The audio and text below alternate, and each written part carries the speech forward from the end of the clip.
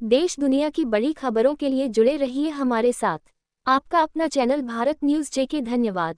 Viral video, Reasi आतंकी हमले का मास्टरमाइंड पाकिस्तान में ढेर, यूट्यूबर का दावा। पाकिस्तान, एक अभूतपूर्व घटनाक्रम में पाकिस्तानी मीडिया और यूट्यूबर्स के दावों के अनुसार जम्मू कश्मीर में रियासी आतंकी हमले के पीछे के मास्टरमाइंड को कथित तौर पर अज्ञात लोगों द्वारा पाकिस्तान में मार गिराया गया। उस भयानक हमले के लिए जिम्मेदार मास्टरमाइंड का सफाया, जिसमें 9 लोगों की जान चली गई और 40 से अधिक लोग घायल हो गए। वीडियो में विस्फोटक दावे दिखाए गए हैं। 16 सेकंड की क्लिप में सफेद कपड़े पहने एक व्यक्ति को दिखाया गया है। शर्ट, माइक्रोफोन पकड़े हुए, संभवतः अपने यूट्यूब चैनल के लिए एक वीडियो रिकॉर्ड कर रहा है। उन्होंने जम्मू कश्मीर के रियासी में हाल के आतंकवादी हमलों पर चर्चा की और उन रिपोर्टों का उल्लेख किया कि मास्टरमाइंड को पाकिस्तान में अज्ञात व्यक्तियों द्वारा मार गिराया गया है। सरबजीत सिंह के हत्यारे आमिर सरफराज को लाहौर में गोली मारने के लिए रणदीप हुड्डा ने अज्ञात लोगों को धन्यवाद दिया। आज न्याय हुआ। पाकिस्तान में लक्षित हत्याएं बढ़ रही हैं। हाल ही में पाकिस्तान में लक्षित हमले बढ़े हैं। विशेष रूप से भारतीय नागरिक सरबजीत सिंह के हत्यारे पाकिस्तानी अंडरवर्ल्ड डॉन आमिर सरफराज उर्फ तांबा की 14 अप्रैल को लाहौर में अज्ञात हमलावरों ने गोली मारकर हत्या कर दी थी। अज्ञात लोगों ने तांबा को निशाना बनाया था, जिस पर पाकिस्तानी जेल के अंदर पॉलीथीन से गला घोंटकर सरबजीत सिंह की हत्या करने का आरोप था। इन घटनाओं में अंडरवर्ल्ड डॉन और पाकिस्तान में शरण लेने वाले आतंकवादियों की रहस्यमय तरीके से हत्या करना शामिल है। पाकिस्तान ने इन मौतों के लिए भारत को दोषी ठहराया है, लेकिन भारत ने इन विदेशी हत्याओं में किसी भी तरह की संलिप्तता से इनकार किया है। रियासी आतंकी हमले के सिलसिले में 50 लोग हिरासत में लिए गए। इस बीच गुरुवार को अधिकारियों के अनुसार जम्मू कश्मीर के रियासी के कांडा इलाके में तीर्थयात्रियों की बस पर हाल ही में हुए आतंकवादी हमले के सिलसिले में लगभग 50 लोगों को हिरासत में लिया गया है। 9 जून को हुए इस हमले में आतंकवादियों ने एक बस पर गोलीबारी की, जिससे वह खाई में गिर गई, जिसके परिणामस्वरूप 9 लोगों की मौत हो गई और 40 से अधिक घायल हो गए। रियासी की वरिष्ठ पुलिस अधीक्षक एसएसपी मोहिता शर्मा ने कहा कि कांडा क्षेत्र पुलिस स्टेशन के नेतृत्व में गहन जांच के बाद 50 लोगों को हिरासत में लिया गया। उन्होंने कहा, महत्वपूर्ण सुराग उजागर किए गए हैं, जिससे हमले को अंजाम देने में संभावित रूप से शामिल लोगों की पहचान करने और उन्हें पकड़ने में मदद मिलेगी। अधिक सबूतों को उजागर करने और छिपे हुए किसी भी आतंकवादी को पकड़ने के लिए अरनास और माहौर के दूरदराज के इलाकों में तलाशी अभियान बढ़ा दिया गया है।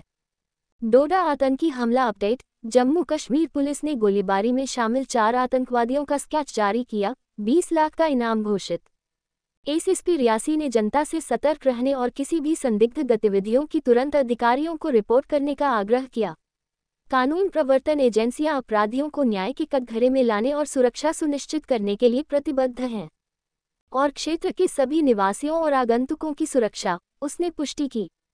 जम्मू और कश्मीर क्षेत्र में 3 बड़े हमलों के साथ हिंसा में वृद्धि देखी गई है। रियासी आतंकी हमला, कठुआ आतंकी हमला और डोडा आतंकी हमला। 9 जून को रियासी की घटना में एक बच्चे सहित कम से कम 9 तीर्थयात्रियों की मौत हो गई और 42 अन्य घायल हो गए। इस्लामिक स्टेट के प्रमुख कमांडर की पाकिस्तान में मौत, सरकारी संरक्षण में दफनाया गया। नई दिल्ली, खुरासान प्रांत आईएसकेपी में इस्लामिक स्टेट को सलाह देने वाले शीर्ष धार्मिक विद्वान माने जाने वाले शेख अब्दुल वदूद की पिछले सप्ताह प्राकृतिक कारण से मृत्यु हो गई और उन्हें पाकिस्तान सेना के अधिकारियों की मौजूदगी और देखरेख में दफनाया गया। पाकिस्तान के खैबर पख्तूनख्वा प्रांत के कोहाट डिवीजन का ओरकजई जिला। सूत्रों ने संडे गार्डियन को बताया कि वदूद, जो पिछले कुछ महीनों से अस्वस्थ चल रहा था, उसने पाकिस्तानी सेना में अपने आकाओं से, जो उसे सुरक्षा में रख रहे थे, अनुरोध किया था कि उसे अपने अंतिम दिन बिताने के लिए अपने मूल स्थान पर जाने की अनुमति दी जाए। द संडे गार्डियन ने अपने 10 दिसंबर 2023 के लेख आईएसआईएस नेतृत्व पाकिस्तानी एजेंसियों के आतिथ्य का आनंद ले रहा है में तस्वीरों का खुलासा किया था और इस बारे में विवरण कि कैसे वदूद आईएसकेपी, इस्लामिक स्टेट या दाइश की क्षेत्रीय पाकिस्तान अफगानिस्तान शाखा के अन्य शीर्ष नेताओं के साथ तालिबान नेतृत्व को कमजोर करने के लिए अफगानिस्तान के अंदर आतंकी हमलों को अंजाम देते हुए पाकिस्तानी सेना और उसकी खुफिया एजेंसियों के संरक्षण में रह रहा था। इससे उक्त लेख के खिलाफ सोशल मीडिया पर दुष्प्रचार अभियानों की एक श्रृंखला शुरू हो गई थी, जो पाकिस्तान की खुफिया एजेंसी इंटर सर्विसेज इंटेलिजेंस को रिपोर्ट करने वाले सदस्यों और संचालकों द्वारा चलाया गया था। पाकिस्तान के अंदर उनकी मृत्यु और उनके अंतिम संस्कार के प्रदर्शन ने इस अखबार द्वारा किए गए दावों और इस तथ्य की पुष्टि की है कि आईएसकेपी और आईएस के शीर्ष नेतृत्व को उसकी सेना द्वारा पाकिस्तान के अंदर एक सुरक्षित आश्रय प्रदान किया जा रहा था। लेख में 40 से अधिक वरिष्ठ आईएस कमांडरों की पहचान का खुलासा किया गया था जो पाकिस्तान के अंदर उसकी सेना के संरक्षण में रह रहे थे। उनमें से लगभग सभी अभी भी पाकिस्तानी सेना के मेहमान के रूप में पाकिस्तान में हैं। मामले से वाकिफ सूत्रों ने रविवार को ये जानकारी दी। संरक्षक ने कहा कि आतंकवादियों के मामले में सेना द्वारा अपनाई गई नीति के अनुसार उन्हें उचित तरीके से दफनाया नहीं जाएगा और न ही उनके शव उनके परिवार के सदस्यों को सौंपे जाएंगे, जैसा कि आतंकवादियों के मामले में व्यापक रूप से बताया गया है। बलूची सशस्त्र समूह संयुक्त राज्य सेना के अफगानिस्तान छोड़ने के बाद आईएसकेपी द्वारा मुक्त किए जाने से पहले वदूद अगस्त 2021 तक जेल में था।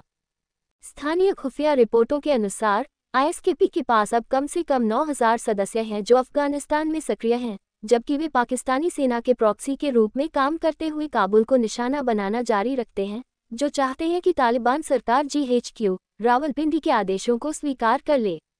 पूरे क्षेत्र के लिए रणनीतिक निहितार्थ, यहाँ तक कि जो लोग तालिबान सरकार के खिलाफ हैं, उनके द्वारा तैयार की गई खुफिया जानकारी में दावा किया गया है कि आईएसकेपी ने पाकिस्तानी सेना को निशाना बनाने से परहेज किया है और न ही ऐसा करने के लिए पर्याप्त क्षमताओं से अधिक होने के बावजूद उसने पाकिस्तानी धरती पर कोई हमला किया है। आईएसकेपी सदस्य स्वतंत्र रूप से समुद्री मार्ग से पाकिस्तान से बाहर यात्रा कर रहे हैं और हवाई क्षेत्र जो दिखाता है कि कैसे दुनिया का सबसे खतरनाक आतंकवादी समूह भारत के पड़ोसी देश में फिर से संगठित हो रहा है। उनके अधिकांश पड़ाव पूर्व यूएसएसआर देशों सीरिया और तुर्की में हैं। मध्य प्रदेश में पुलिस को रेफ्रिजरेटर में गोमांस मिलने के बाद 11 लोगों के घर ध्वस्त कर दिए गए। यह विध्वंस मध्य प्रदेश में अवैध गोमांस व्यापार के खिलाफ कार्रवाई का हिस्सा था।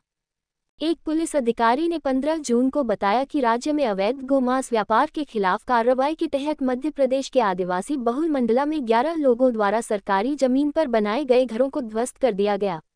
एक गुप्त सूचना मिलने के बाद ये कार्रवाई की गई। मंडला के पुलिस अधीक्षक रजत सकलेचा ने पीटीआई भाषा को बताया कि नैनपुर के भैनवही क्षेत्र में बड़ी संख्या में गायों को वध के लिए बंधक बनाकर रखा गया था। एक टीम को वहां भेजा गया और हमें आरोपियों के पिछवाड़े में बंधी हुई 150 गायें मिली। सभी 11 आरोपियों के घरों में रेफ्रिजरेटर से गाय का मांस बरामद किया गया। हमें जानवरों की चर्बी, मवेशियों की खाल और हड्डियां भी मिली, जो एक में भरी हुई थी कमरा, उन्होंने कहा। एसपी ने कहा, स्थानीय सरकारी पशु चिकित्सक ने पुष्टि की है कि जब्त किया गया मांस गोमांस है। हमने माध्यमिक डीएनए विश्लेषण के लिए नमूने हैदराबाद भी भेजे हैं। 11 आरोपियों के घर ध्वस्त कर दिए गए क्योंकि वे सरकारी जमीन पर थे। एसपी ने कहा कि गायों और गोमांस की बरामदगी के बाद शुक्रवार रात को एक प्राथमिकी दर्ज की गई थी।